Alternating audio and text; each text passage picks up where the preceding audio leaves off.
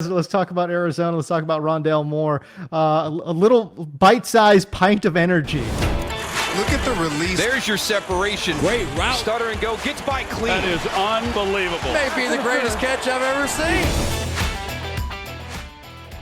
This offense is so weird to me because generally, I think, offensive, minded folks like the fact that he's going, 4 wide receivers spread. You got Kyler Murray back there causing havoc.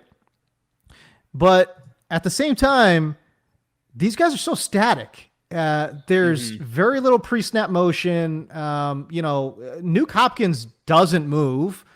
You know exactly where he's going to line up. You know exactly where Christian Kirk's going to line up. AJ Green hasn't played one snap for them. You know exactly where he's going to line up as well.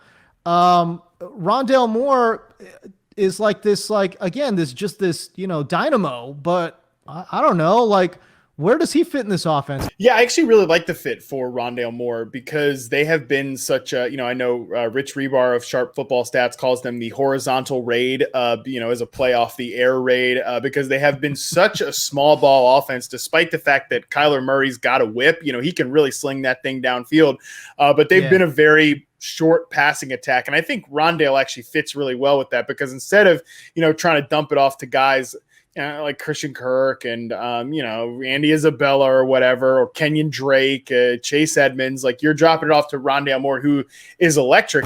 Rondale Moore's 2018 film and 2018 reception perception, blows Kadarius Toney's out of the water.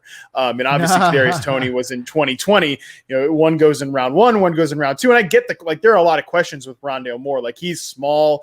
We don't really have a profile for a guy that's built like him in the NFL. Obviously, the fact that he hasn't been, he's had injuries and then COVID opt-outs and stuff in 2020. There's a lot of questions with Rondale Moore, but I think he reminded me a lot of Golden Tate. His prime, think about Golden Tate's prime years with the Detroit Lions. That's, I think, the peak version of what Rondale Moore could be, because I don't know that he's ever going to be a true receiver, but I think he can play the slot. I think he could break a lot of tackles. He was right there with Kadarius Toney in terms of breaking tackles after the catch. So I really like this pick a lot for Arizona, and I actually think he could be a guy that makes a year one impact. Rondale Moore will probably – I wouldn't be surprised if he finished second behind DeAndre Hopkins in targets this year, because I'm not that optimistic about AJ Green. I think that when they do go 4 wide, it'll be DeAndre Hopkins at left wide receiver, like you said, basically every snap.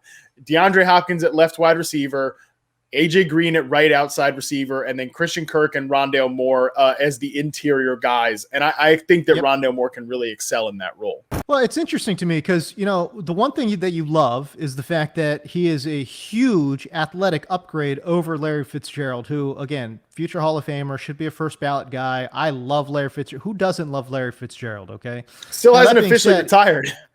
I know, which is, I don't know, it's craziness. But the bottom line is he didn't add a lot of juice in terms of athleticism, great hands. But, I mean, come on, at this point in his career, it just wasn't separating, was, quite frankly, more of a liability, I think, than a net positive, especially in that offense. But Rondale Moore, we're talking about a guy with sub 4.3 40 time. He ran a 4.29 unofficial 40 at his pro day. He had a 42-inch vertical, so the short area burst and quickness is just off the charts. But that being said, he's 5'7" or 5'8" and 180 pounds, so it's kind of sort of a give and take. Now, I will say from the slot position, certainly adds a lot of juice, but let's just talk about as an interior, slot receiver, Matt Harmon. Does Rondale Moore, does he have the goods to run those routes inside? Can he run, a proper curl and a good slant route? Is this guy going to be able to run, hitches or quick outs or whatever it might be? What do the numbers tell us there? The quick outbreaking routes, he can be good in that role, but there's still some development in terms of those quick slants, going on the interior type of routes.